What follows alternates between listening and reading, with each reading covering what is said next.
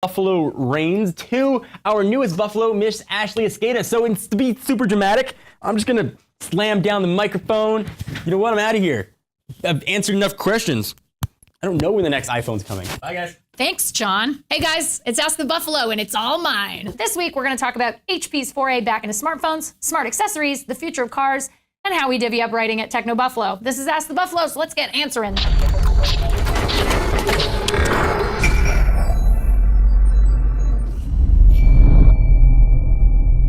Our first question is from Techno Buffalo commenter Banned from Japan, who asks, hey John, not John, do you think HP will have a chance in the OS wars if they truly are coming back in the game? Well, that is an interesting question because I have a lot of latent rage at HP for killing my beloved WebOS. I loved the Palm Pre. I stood in line when it came out at a Best Buy. I was fourth in line. I think that HP is gonna have a very difficult time with a couple of different things.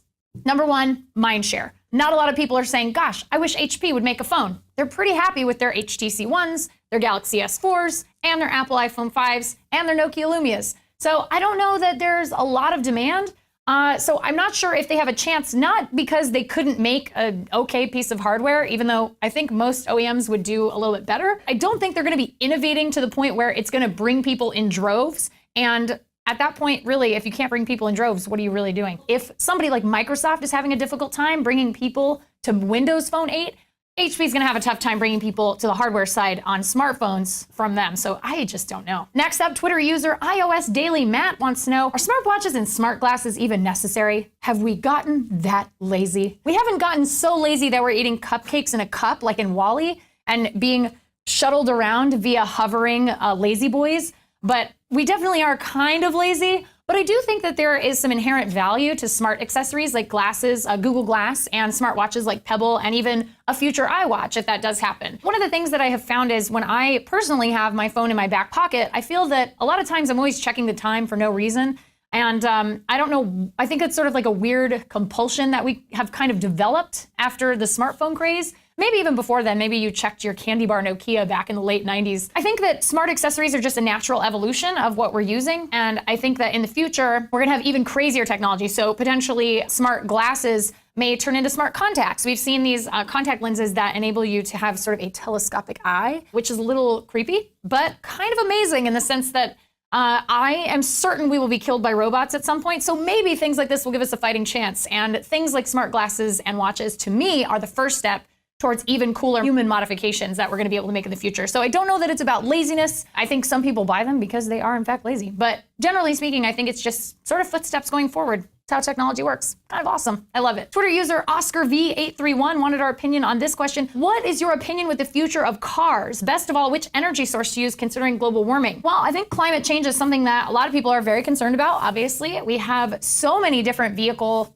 options available to us. We have battery-powered cars, hydrogen-powered cars, gas-powered cars. I definitely think that at some point we're gonna have to get away from fossil fuel just because it's really hard to make over time and we're gonna kind of run out at some point, especially with people like China really coming up in terms of industrialized society and building things and factories. So I'm gonna say I really like, as a concept, the idea of either a self-driving car that is hydrogen-powered. I think that we can find some breakthrough in hydrogen technology. I'm sure some of you would disagree with me on that.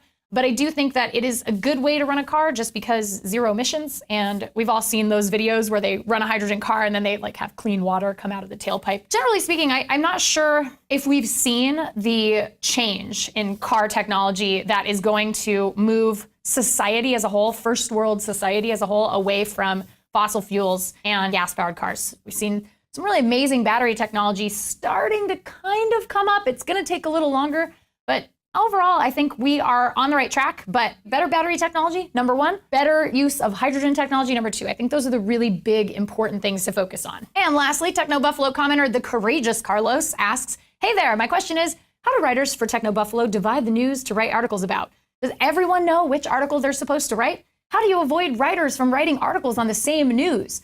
Well, we can all see what everyone else is kind of working on, but generally speaking, Thunderdome. Real quick before we wrap this up, wanted to take a second to thank our sponsors, 23andMe. I love science, and more specifically DNA, our individual biological fingerprint.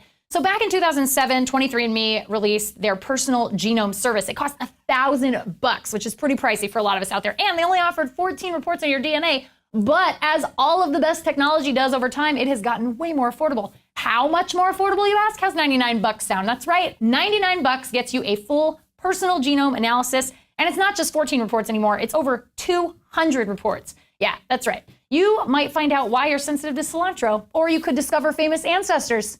Some of the reports cover medical topics like health risks and carrier status for hereditary conditions. All of that for $99 and more. That's cheaper than taking a family of 4 to a 3D movie on a Saturday night. That's the cool thing about 23andMe. You get to explore your very own DNA from the comfort of your living room. All you have to do is head over to the site, order your DNA kit online, mail 23andMe your saliva sample, and wait for your report. Take advantage of that $99 price today, or just learn more about the service by heading over to www.23andme.com/technobuffalo. That's it for this week's Ask the Buffalo. Thanks so much for watching. Please give this show. I want the show back. No.